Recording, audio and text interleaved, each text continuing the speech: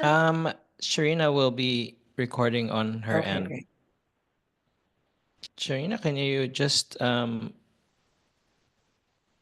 Yes, it's recording now. You all can right, thank you start. very Yeah. much. Thank you. All right.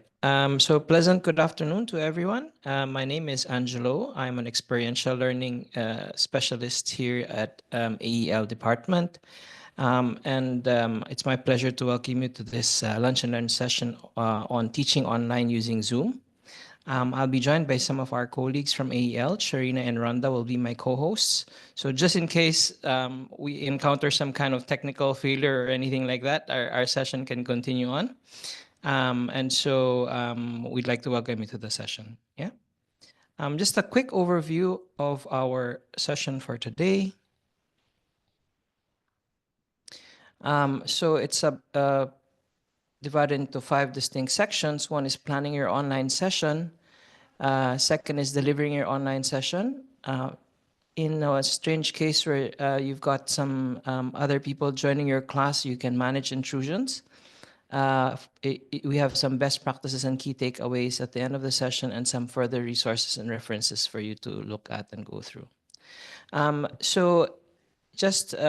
You'll notice in section 2, which is delivering your online session, you'll notice that there's a lot of sub-items in there. So basically, we're going through a lot of the functionalities that you can encounter when using Zoom. Our expectation is that you've used Zoom to some extent in your prior experiences during the pandemic. So I've got 2 key learning goals for everyone in the session today. One is at the end of the session, I'm hoping that you discover at least one during our session today, discover at least one new feature that maybe you've always seen in the menu, but go, okay, I don't have time to explore that. So today is a session for you to have the opportunity to explore new features that you may not have used before. And then secondly is even if you've used a certain feature prior and something you're familiar with, maybe in today's session you will see other uses that you may not have explored also before. So those are 2 things that I want you to be able to accomplish by the end of the session. I want to make sure that you walk away with something new that you have learned from this session. All right. First off, we have planning your session. We'd like to get some feedback from our teachers. Can someone please share what do you think are some of the key differences between a face-to-face session and an online synchronous session? Can someone please help us with this?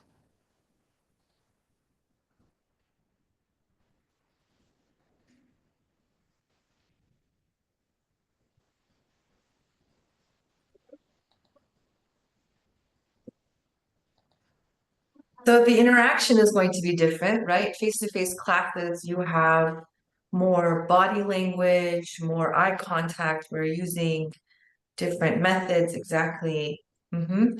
Versus online, that's not as apparent, especially if people don't have their cameras on. It's hard to gauge whether they're engaged or not. That's one difference. Exactly. Thank you very much, Rhonda. And on face-to-face, we have a immediate feedback and engagement. I believe that in face-to-face, we have a better communication through our body languages. Yes, sir. Exactly. So one of the things I'm also quite sensitive to is in this kind of session which we are having right now, I have a lot less pulse on what your engagement level is, especially without your cameras on, and especially if you've got your mics turned off. It's a lot harder to read the engagement level of our students. That's thank you for sharing, sir. Thank you for sharing, Rhonda. Anybody else who wants to share on key differences between a face-to-face and online session? I think we also got in like the chat. some comments on the chat. that Okay. you have to check. Yeah, I put on the chat that maybe somebody's online, but they are not physically actually watching the session. That's also true, sir. Whether it's an online class or some of our meetings, that's also true. Very true.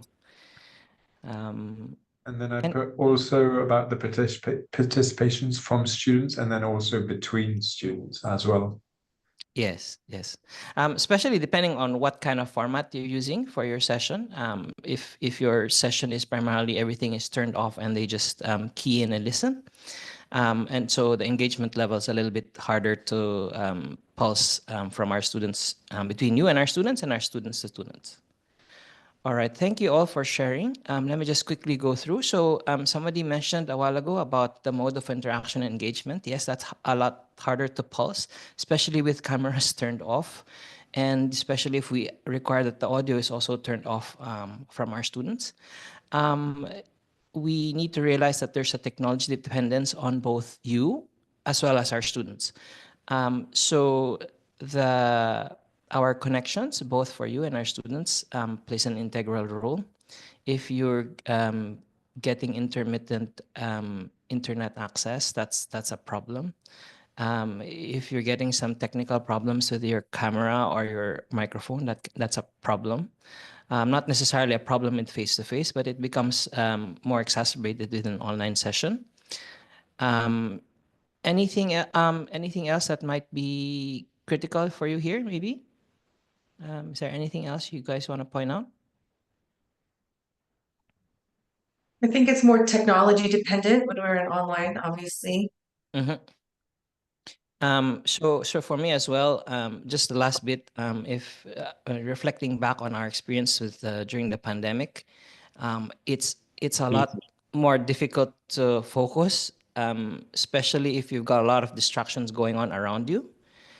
So whether that's you and having to deal with a child in another room, or having to deal with a pet who's coming up with you, or that same kind of arrangement happening to your students, those all factor into distractions and can take away from the learning experience. All right, thank you for sharing that. I'll move on to the next section. Now that we know a bit more and we know the key differences between the face-to-face and online session, first realization is that we still need to make our preparations for our teaching. But the second, I think, is we need to make sure that we need to prepare properly in terms of the platform or technology that we'll be using. So what we wanted to point out is to help you plan your online session. If you log into your D2L, there's a resource there that we've prepared for you. It's called Guide to Online Teaching Using Zoom. And we want to make sure that teachers are prepared both in terms of their technology setup and their teaching setup. Okay, so in the last page of that resource, the last few pages of that resource, you'll actually see an online lesson planning sheet, and one part is preparing the online platform, and this pertains to the technology platform that you'll be using, such as Zoom or some other platform, depending on what you select or choose. And the second part of that is preparations for your teaching. So what we mean by preparing in terms of your platform, we have about 4 P's in there, is to select your platform. So are you using Zoom? Are you using Teams? Are you using Google Meet if you're using Google for Education? How many participants are you expecting to join your session? Do you have the adequate permissions and security setup that you need? And then once you've scheduled your session, did you remember to post the link and reminder inside D2L or in the email? For number 3 specifically, in terms of permissions, because we're using Zoom to conduct your session, there's levels of licenses involved. And what you want to be sure of is, one, your account is active and in the proper category that you expect it to be. So if you're expecting at least up to 300 participants, which is most of our teachers in general, you'll at least need a Zoom meeting license, and you'll need a confirmation from AEL. Make sure that you confirm with AEL that your account has been set up and that the upgrade has been done to your account, so that you don't encounter any kind of at 40 minutes you get cut off or anything like this. So to prevent any kind of disruptions, you want to have this in place. And then for some of you, one or two of you will have such like a really large class up to 500 students. That's very rare, but if you had up to 500 participants, more than 300 and up to 500, then we'll need to set you up for a higher license. All right. So that's in terms of the platform. So again, that's 4 Ps that we're covering. You need to select your platform, make sure you understand the number of your participants, make sure you have the adequate permissions and security. You schedule your session and you post the link and the reminder inside D2L and email. And then in terms of your teaching, we have about 3 Ts that we'd like you to consider. One is what are you teaching? What's the topic of that session? The tasks, tools, and timings that that the students will encounter during that particular lesson, and the key takeaways that you want them to have. Okay, let's look at a quick example. So on the left side, you have Zoom again as the platform. I'm, let's say, anticipating 40 students. I've confirmed with the AEL that my account is active and upgraded, and then I've scheduled my session. I've posted the link via D2L and email. So on the right side will be your lesson. It'll be your topics, tasks, tools, and timings and takeaways. We've had an English example over here. Does anyone want to give a similar example if you're delivering about a 1-hour session?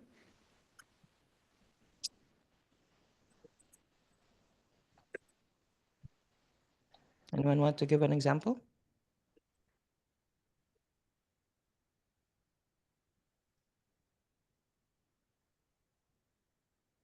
If not, that's okay. We have this example over here. So what we basically have is a topic. You've got your key activity, key tasks there.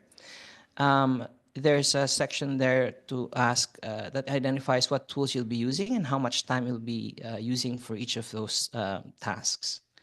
Okay. So just what we've covered so far for this first part. Can someone help us quickly run through what we've learned so far?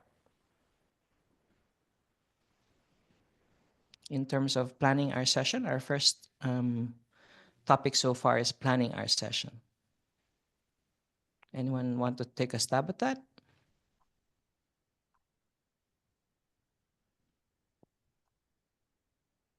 You can use the chat if you're uncomfortable speaking. You can also like type it in the chat. What do you remember so far? Mm-hmm.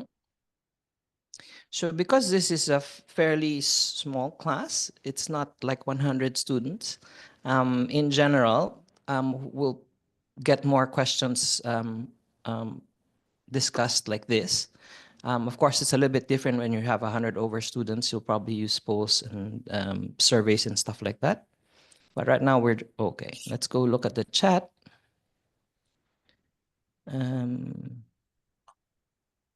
So we've got reading body language, participation from students, overview of the session, platforms, breakout rooms, lesson plan template. I remember the 3 Ps, preparing my platform, and the 5 Ts for preparing the delivery of my lesson. That's good. Okay, so let's have a quick summary over here. So we explored the key differences between face-to-face and synchronous online lesson, an online session. We had the 4 Ps there in terms of the platform, participants, permissions, and security, and making sure that you post the link and reminder for your students. For your teaching, you have topic, the task, tools, and timing, as well as a takeaway, and then guide to online. We just wanted to point out that we have a guide for online teaching using Zoom and an online lesson plan sheet that's found in D2L. So that's for planning so far. Let me see something in chat again. Students' interaction online may not be as effective as in class. Okay, thank you very much for sharing that, sir. Yes, sir. Okay, here we go. So we're going to the second topic right now. Let me just, so which is delivering your online session. So this is a lot. One of those things I'm going to ask you is if you feel I'm going too fast, because there's a lot to cover in this segment, please tell me to slow down. I'm going to ask my co-hosts to please make me aware if I'm going too fast and there's someone saying that I'm going too fast in the chat, okay? All right, so first thing is when I'm actually delivering my session, the first things that you'll encounter is this particular menu, which is asking you whether you want to join with computer audio, and then whether or not you want to test your speaker and microphone. So as one of the better practices, we recommend that you at least test your speaker and microphone, especially because your audio will be critical throughout that session. So video is okay if your video is not online, but you need your audio in place. So please test that out before your session, a good few minutes before your session. And then you'll need to click on join with computer audio, because if not, this is basically asking you, is my audio coming from my phone or my computer? So if you don't click on join with computer audio, basically people can't hear you. So after you've tested your speaker and microphone, just click on join with computer audio, and then you can start your session. All right. So once you're in, there's a menu there. There's an option there called host tools, and it looks like a shield. And if you click on that, you'll see that what it allows you to do is it tells you what kind of things or what kind of activities you're allowing the participants to do within your session. So it's not for me to say what you turn on or turn off in your session. So if basically what you want the participants to do during your session is just to completely sit there and listen, then you might want to turn everything off. Okay, but what we're trying to say is set the host tools options to what best supports your learning activities. So you want, if you are doing a set of activities that requires a higher level of engagement, then you'll need to turn on a lot more of these things, and you turn on those things that help to, whatever options will help you to deliver your particular activities. All right, I'll come back to host tools options later on, because it also becomes relevant in case you encounter an intrusion in your session later on. All right. Any questions so far before I move on to the first set of tools inside Zoom?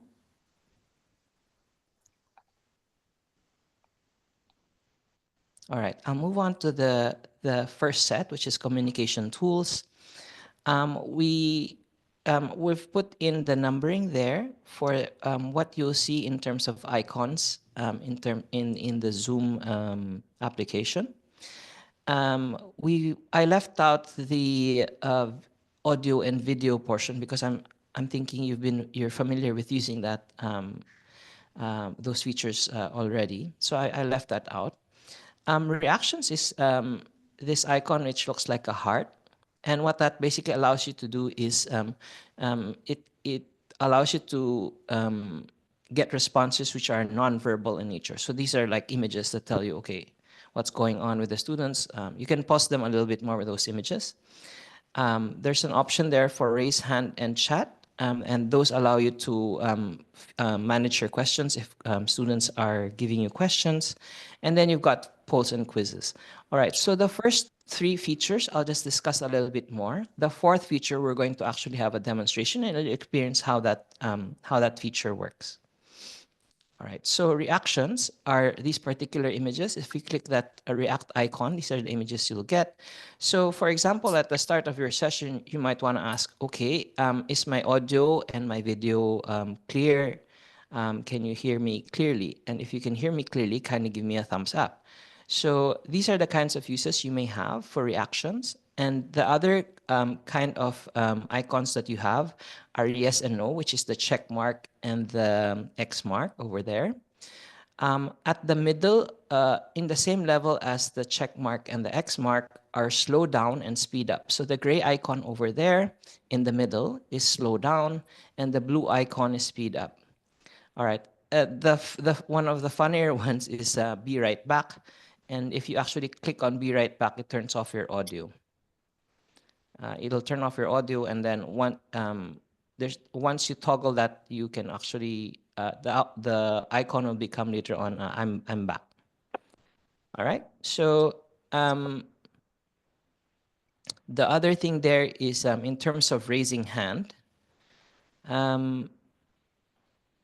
What you may not know about raise hand. So it's one of those features that you can consider when you are managing the questions. So when you open the floor now for questions and they click on React and click on raise hand, and if you click on the participants icon, which I have here on the right side of our screen right now, the participant list will display according to the timing of their raising hand. So in this case, we see Charina with a raised hand. If you had multiple people who have raised their hands to ask a question, they'll be ordered in the with Charina being the first one who's raised their hand, and then so on and so forth. So then you can call, okay, Charina, what is your question? So it helps you to manage and queue how you'll field and manage those questions. All right. So did anybody know about the raise hand feature this way? That if you went to participant screens, they're actually organized this way?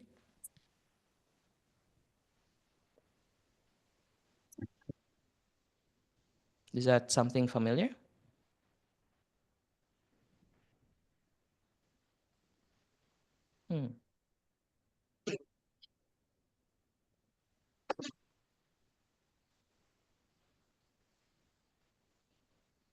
All right, I'll move on to the next feature. If this is already familiar to you, I'll move on to the next feature, which is polls and quizzes. And so now I'm not going to discuss this feature. I want you to actually experience it. So we'll have a demonstration. I'll stop sharing right now. And then what I'll do is I'll actually share my screen again and share my entire screen. Oops, sorry.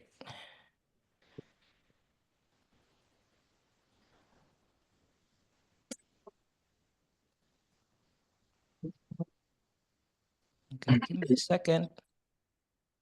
Give me a second, I'm a bit.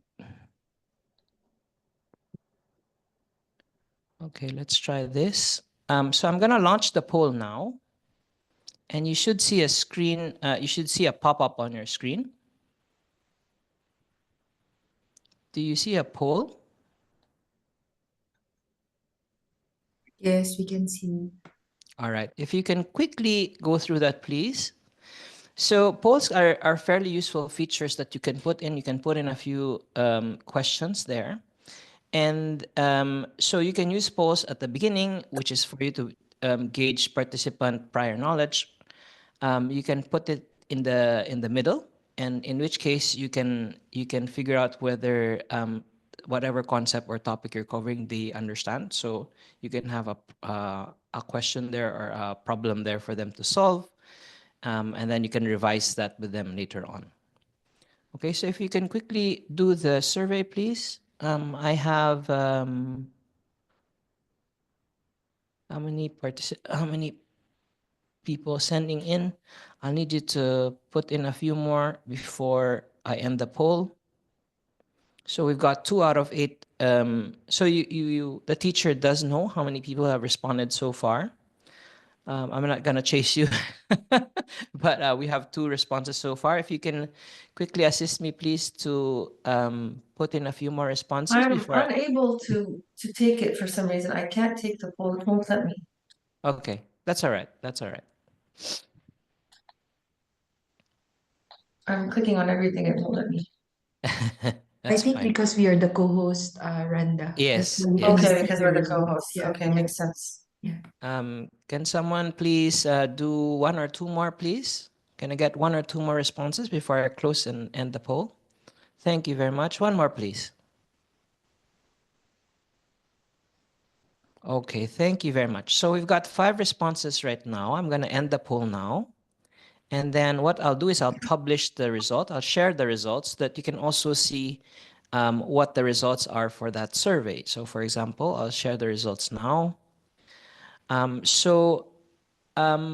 of you have said that your experience with using Zoom is at about 3 out of 5, and 2 of you have said it's about 4. Okay, that's good.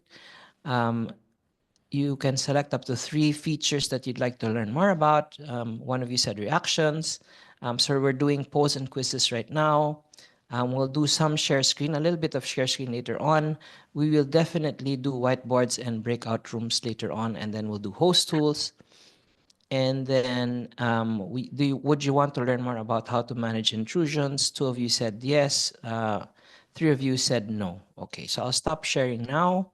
And so now, as a teacher, I have a better understanding now of in terms of what people already know or what people want to know in the session. All right, so before we actually deliver the session. Okay, so I'll stop sharing the poll results. And then just give me a quick second. Okay. I will need to revert back to our PowerPoint presentation. And then this particular set, we're in the 3rd set now, which is managing writing, drawing, and annotation. All right, so there's 2 features here. One is sharing the screen, and the second one is the whiteboard. I'll give a little bit more attention to the whiteboard only because it might not be something you're familiar with. So first off is in terms of share screen, I just want to, I mean, most people will know how to share a screen. I just want to point out this small detail only, small detail. So when you're sharing your screen, you've got multiple options over there. Right now, what I'm using is an entire screen, and that basically helps me to move from one application to the other without too much interference. Okay, for those of you who will be using, let's say, a video coming from YouTube, and then you're wondering how come my participants can't hear it. That's because when you're sharing that screen, you'll need to turn that option on for sharing sound. So that will allow them, if you're broadcasting a video somewhere, videos, YouTube or something like that, that'll allow you to, that'll allow the participants to hear that as well. Not the best way of sharing it, but if you needed to share it that way, then that's fine. You can also just share the link, yeah? And then they can watch on their own time. Okay, so so that's it for the sharing the screen, basically because I think most of you have some experience with that. What I want and what I'm excited to share a little bit more about is how to use the whiteboard. So let's do a demonstration. I'll stop sharing this.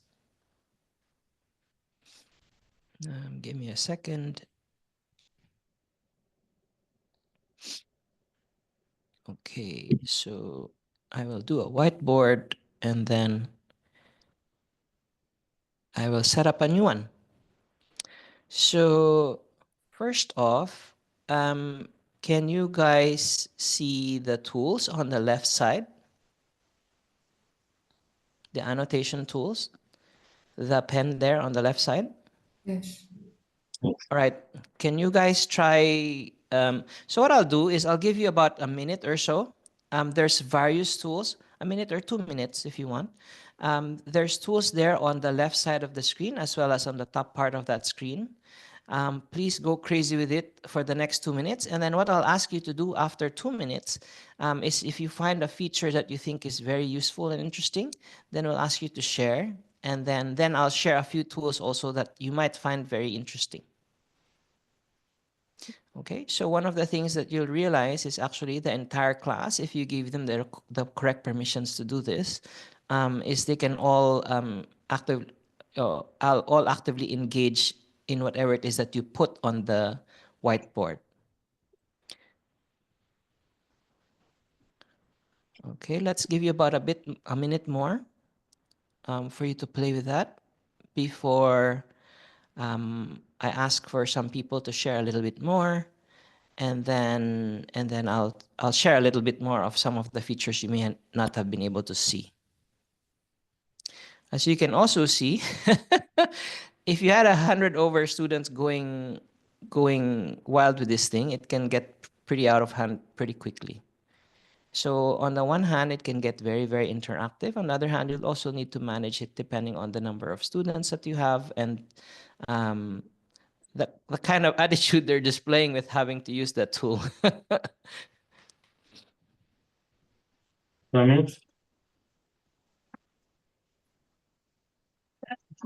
Good. Yes. Not right now. Later. Okay. I'm in a meeting. So yeah, come in tomorrow. All right. Okay, is that enough time? Can I ask for some volunteers on what kind of feature they found interesting? Some volunteers, please. So one of the things that I can see, for example, okay, I'll have to let me intervene first, unless someone wants to take it. Someone want to share?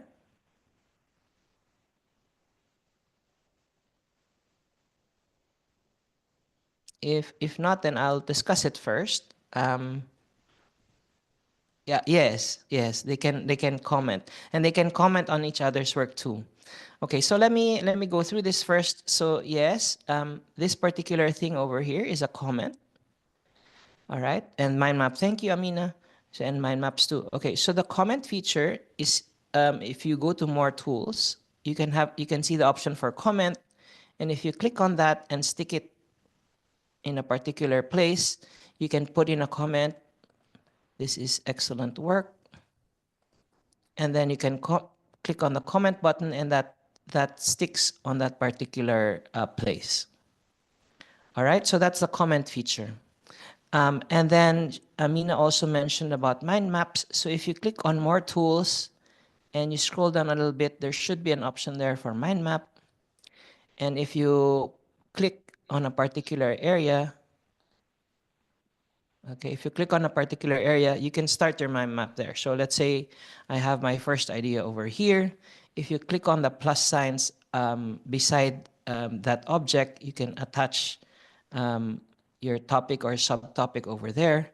So I can have ID subtopic 1, okay, and so on and so forth. So you can do mind maps. The other thing anyone else who wants to share? So some of you have tried the templates. So I'll click on, for example, more tools.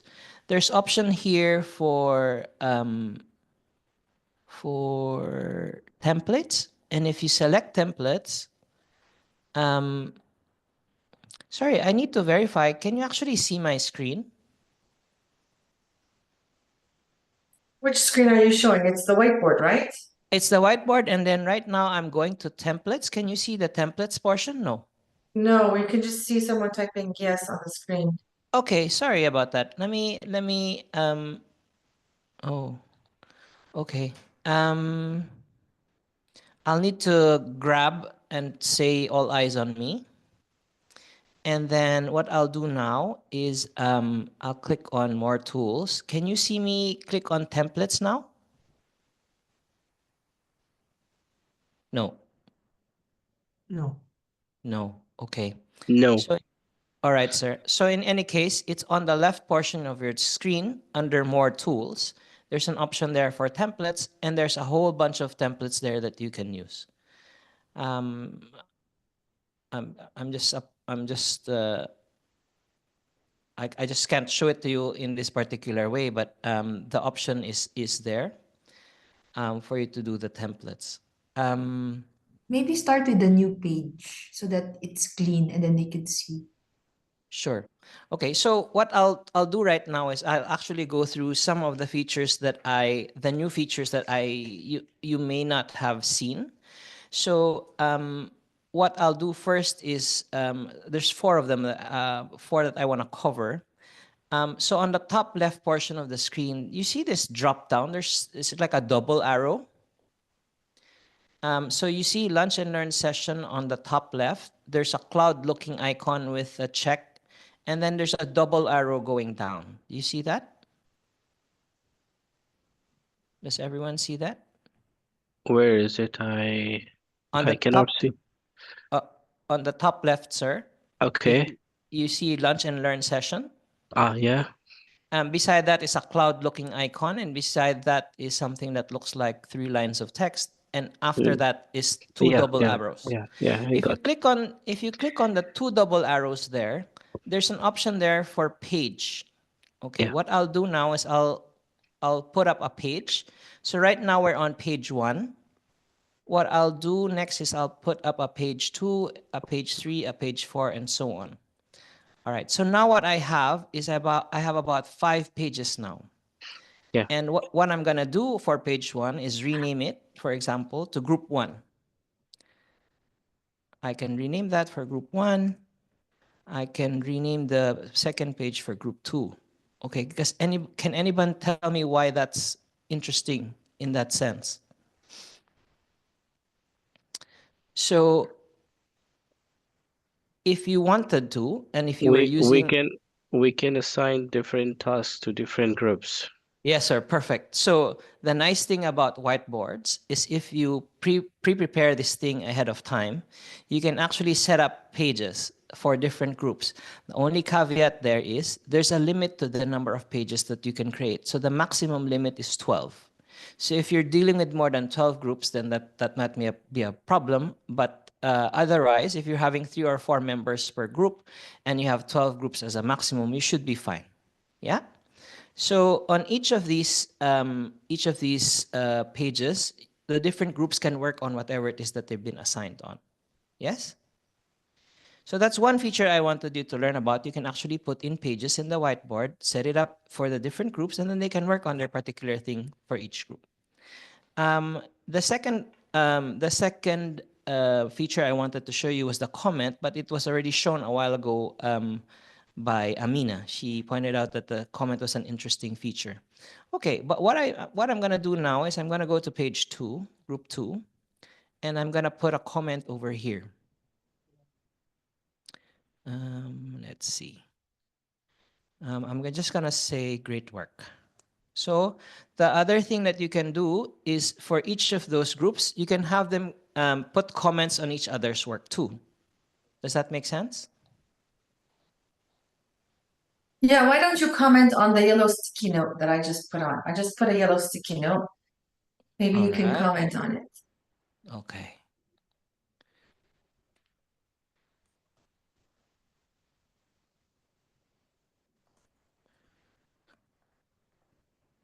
Okay.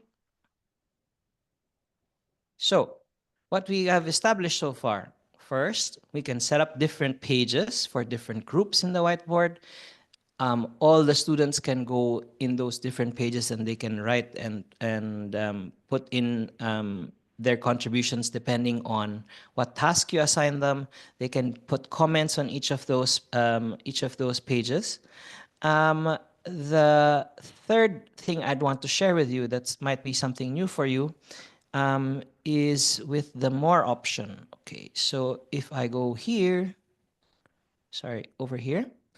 Again, so I'm coming from the left side, and I'm clicking on the more icon. It's the next icon after the cloud-looking thing with the check. If that makes sense. So at the top left corner. Yes, top left corner it says Lunch and Learn session. There's an icon there that says saved, and then the third one, which has like 3 lines of text, is a more icon. Can you see it? Can you guys see it? Yes. All right, sir. So if you click on there, there's an option there for export. And if you click on export, there's an option there for PDF. I'll click on the PDF option. And then I'm gonna export it out as pages.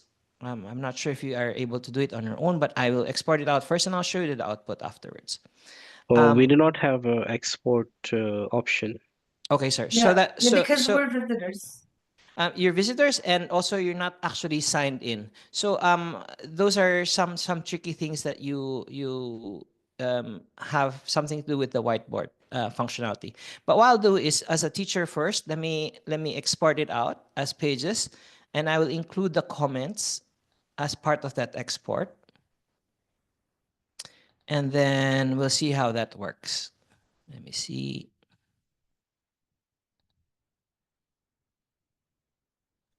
Yeah, There's whiteboard history too. That's really interesting. Yes. I'll have to make my resolutions a little bit different. I'll need to make it smaller actually. Because right now I can't see that that particular menu.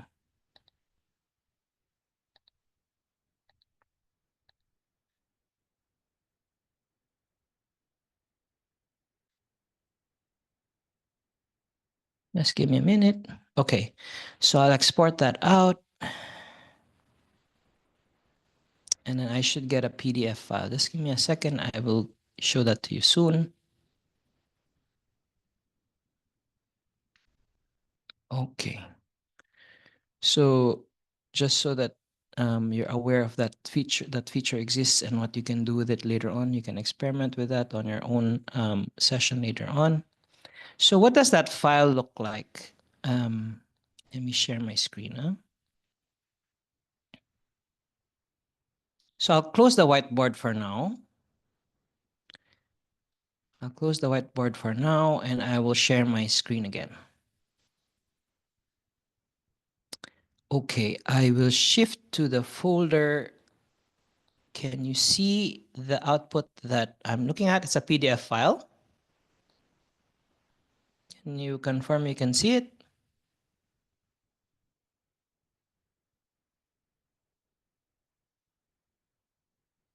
Randa? Yeah, it's very clear. Okay, so this is the file that you that were able to export out. One of the things I want to point out is you remember that thing where we put in comments? So that also exports out into the file. It's interesting. And the So resolution is really good as well. If you yes, can, sir. can you go zoom more? Yes, sir. Oh, There you go. So it's fairly interesting. So think of it this way: if they were assigned different, let's say, summarize certain parts of text. So one group does this, second group does this, and then they can each comment on each other's work, and then we can all look at the output like this. Yeah, So that's actually great for like even if you put them in groups and they're working on their each individual pages, after class, you can send them this PDF and they can continue working, so they'll have their notes. So I find that there's a lot more that we can do with it rather than so we can write on it for sure, but it's also interesting to see what the other things we can do with it. Go down more to the other pages. Sir, the second page only has one comment, I think. This is the one with the yellow pad, I think. Yeah, because I deleted that box. I wanted to see what will happen. Yes, sir. So it looks like this. This is very interactive. This is amazing, wallahi. Yes, sir. It's interesting. It's interesting. So I'm hoping, at least for you, I'm glad that at least you learned at least one new thing today, yeah? Yes. So that's good. Okay, so the last thing Yeah, so I just wanted to notify you of the time. It's 12:45. thank you very much. So I think one last thing before I move on to the last topic there. Okay, so I'll bring up that whiteboard again. There's also an option if you are signed in. So this is the tricky part with this. On that toolbar where you do all the annotations and all the different tools that you can use on the left side, including the pen, if you click on the three dots, you'll get all sorts of options. Now, if your students and you are signed in, so what we did just now, where we do the shortcut click on the D2L link, we're not exactly signed in into Zoom. And because of that, what you don't have is a feature for uploading things. So what we're saying is why it's useful if the people had signed in is if they sign in, they can both export out. One is they'll export out those whatever it is that they have on their frame. They can export it out as PDF and they can export it out as PNG. So the reason why that's important is if you went into the breakout rooms later on, the optionality for you is when they go into their different breakout rooms, someone who's designated as a note taker can export out whatever output for the group is and then once you come back into this whiteboard, the note taker can upload whatever it is that work that they finished from inside the breakout room, if that makes sense. So I didn't want to have to do a whiteboard with you now, breakout room, and then whiteboard again. What I'm saying is, you know that the whiteboard, people can work on it and they can export it out as a PDF and as a PNG, which is an image. So once they do that inside a breakout room, they can come back here in your whiteboard. And if you set it up per group in terms of the pages, they can stick and append there whatever it is that they finished as a group. Okay? So I just wanted to make sure, okay. I wanted to cover that before I went on to the next feature, which is group collaboration. Okay, thank you very much, sir. So I'm gonna stop the share screen now, and I'll go back to my presentation. Okay, and I'm now under white screen. Okay, my whiteboard. I'm going now to the portion which is called managing group collaboration, and this is primarily our breakout rooms. So if you click on the breakout rooms icon, you'll see several options there. How many breakout rooms you want to create? Do you want to assign automatically, assign manually, or let participants choose room? Okay, so if it's a very small group, like 10 people, you can actually assign them manually if you want. If you're dealing with 100 people, manually will kill you doing this way. So if you are dealing with larger groups, one way of doing that is you assign one of the leaders there in the room. So the first leader you assign manually, and then they can all choose, or they can all just choose if they know which rooms that they're supposed to be in. And if you say that student 1, 2, 3, 4, 5 should be in room 1, 4, 5, 6 should be in another room, then they all know which particular rooms they should be in. All right, so let me go through and we'll practice with the breakout room. Let's do that in about a minute or 2 minutes for that room. I'll stop sharing here and I'll experience the breakout room itself. We have a total of 7 participants. So let's just have 2 breakout rooms, and then I'll assign automatically, yeah? And then what I'll do is I'll allow, we'll have only about a minute, 2 minutes for you to explore the breakout room. And then once that 2 minutes is up, it'll give me a notification, and then I'll give you a countdown of 10 seconds before we all return to the main room. Okay? So I will open all the rooms now.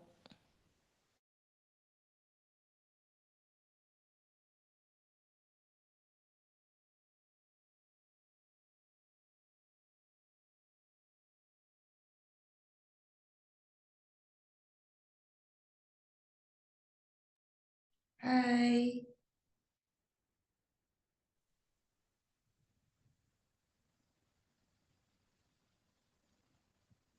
Hi. Hello. You might want to try the whiteboard feature here, as well as the other features inside the breakout room. It'll be very similar to the main room. And then if in case later on, this is basically the main functionality that you can use inside the breakout rooms. But if you had an option there to print screen or something like that, then you can bring that back into the main room. All right. I'll just join the second group for a minute.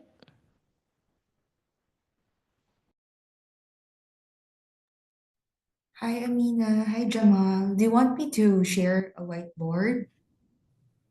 That would be great. Okay, so Yes, I will do that. No problem. Oh, you share? okay, I'll close my whiteboard so that you can share. Okay. Please go ahead. Okay, this is more whiteboard, new. Okay, this one. Why can't I see an option to share the whiteboard? Is it because I'm like joining online or without the Zoom app? You should be able to see that. You can see like more options. So probably like, if you're using a smaller screen on your machine, probably like the whiteboard doesn't show. But if you click more, so you should be able to see that option. No, when I click more, I can see settings, stop incoming video, and Welcome back, everybody. Let me share my screen again, so that we can quickly wrap up with the last few slides.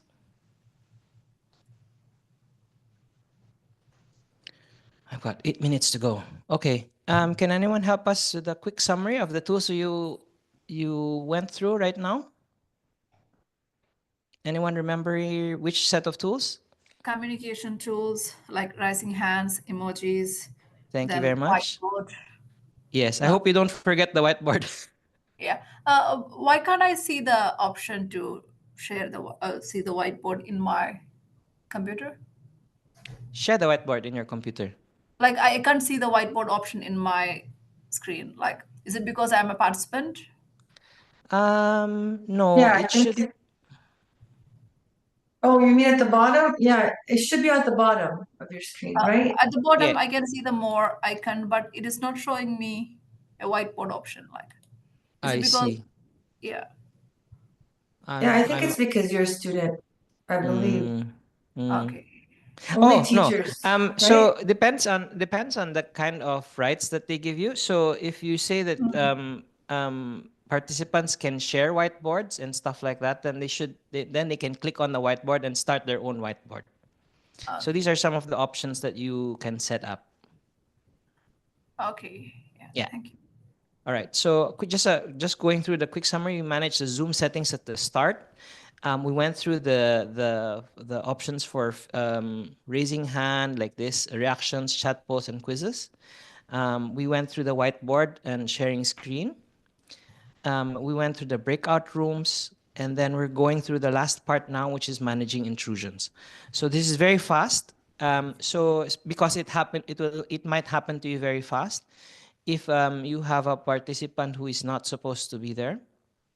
So best practice is if in the first 5 minutes of your session, you think that all your students are in there, you might want to consider locking the room. And locking the room is one of the features you'll also see in host tools. So the thing that you need to remember with managing intrusions is you need to go to host tools first. And if you go to host tools on the right side of their screen, you'll see the options there. You'll see lock meeting there. If you have no intruders just yet, and you know that all your students are in, please lock the meeting room, which means later on, no one else can go and enter. Okay? But if in a situation where you suddenly encounter a person that we're not expecting, 3 steps. I need you to remember 3 steps. First, click on host tools. You're already in host tools now. Figure out which person is creating that issue. Identify that intruder. Okay, very quickly under host tools, click on suspend participant activities. What that will do is suddenly you see all of these things that that are allowed in terms of all what participants can do. When you suspend all participant activities, they are not allowed to do anything. So if there's an intruder there, what they're gonna try and do is post some kind of image or post something offensive in chat or show some kind of images or some other thing. So all of those things get suspended. Basically, people can't share anything at all. It will also lock the meeting, which means nobody else can come inside the room. It will also enable a waiting room. So even if other people are trying to get in, they cannot just go in readily. And it will hide a profile picture. Why is that important? Because some profile pictures may also contain obscene images. So what that does is it just locks everything down. Nothing can be shared at that point in time, okay? When you click on suspend a participant activity. The next screen after you click on suspend and participant activity is, it'll give you the option to report what's going on. So just click on report, and under remove participant, just select the name of that participant. After that, class, you can continue on with your session after that. That means your room is now locked and that person has been kicked out. Okay? So I need you to remember that because if by some chance you encounter this session, you don't need you don't need your entire session to get hijacked. You actually have options to manage this. All right, so I'll very quickly go through the Yeah. summary. And that actually happened here at UDST where Yes. a professor's session got hijacked. Mm. And I think they said some things that were very political and inappropriate, so it got scary. So it does happen, and this is a great tool to have. So just like as a quick summary of that portion, we just need to make sure you click on host tools, make sure you identify who that intruder is, click on that suspend participant activities link, and then make sure you click on report and remove that participant, then you're done. Okay, you can continue on as per normal. Of course, you'll need to settle down your class, but at least your session hasn't been hijacked that way. All right, any questions so far? I have about 3 minutes, so we'll need to do some quick questions if you have any other questions. Okay, I'll need to move forward. There are some best practices here. Again, just a reminder of the licensing and some other things. So these are several slides worth of best practices for you to consider, not for us to enforce, but for you to consider. I will, since you're sending you the slides, I will move through the best practices. Just a repeat that there's a resource for you to help you plan your session. So there, again, it's the guide to online teaching using Zoom, and it's in your D2L account. And then, another resource that we've compiled for you is we've gotten the first top 5 universities based on Times Higher Education ranking. We've gotten the first top 5 universities. We figured we've checked what their video conferencing platform is. And then we've put in the resources that have been set up for them for their online teaching, online synchronous teaching. So you can check that out as well. And then some references for you to go through. So again, just as a quick wrap up of the session, we've gone through a section for planning your online session, how to deliver your session using different tools in Zoom, how to manage intrusions, the best practices and key takeaways we'll send to you via the slides, and we've put in some other resources and references for you to explore. I have about 1 minute to finish up. I need a favor, please. If you can do a workshop evaluation, I will also send this to you after this session. But if you can kindly take a quick eval of the session, and then we'd appreciate that very much because that helps us to improve the session even better. All right. I'll leave that there for a few seconds. But thank you everyone for attending this session. And we look forward to seeing you in the future workshops from AEL. Thank you very Thanks, much, and Angelo. have a good Thank you. afternoon.